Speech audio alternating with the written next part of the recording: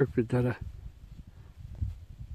Geçmişte buraların orman olduğunun işareti. Karşımızda birkaç tane tek kalmış çam ağaçları.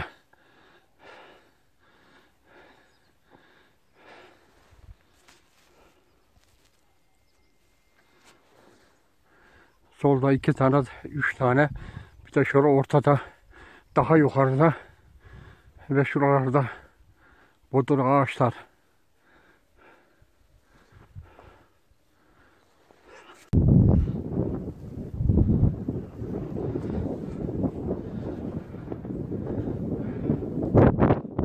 Hava serin, rüzgarlı.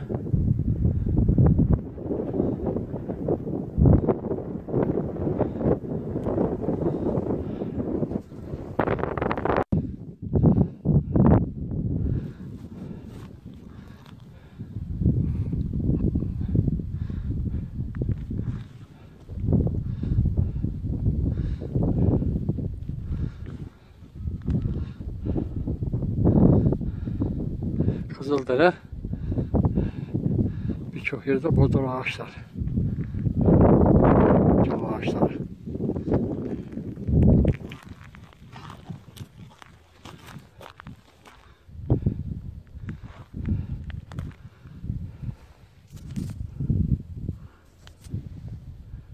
Bir tanesi.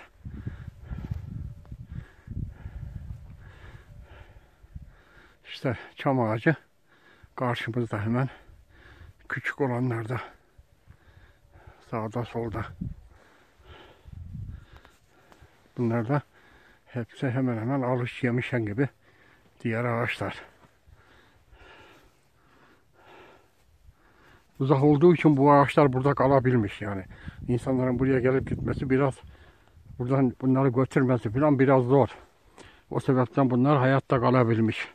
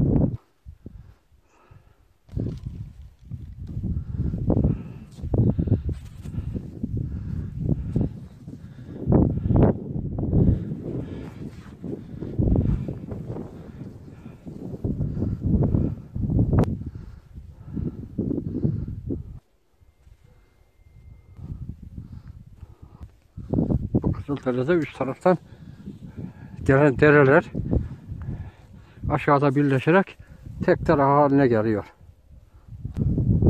Burada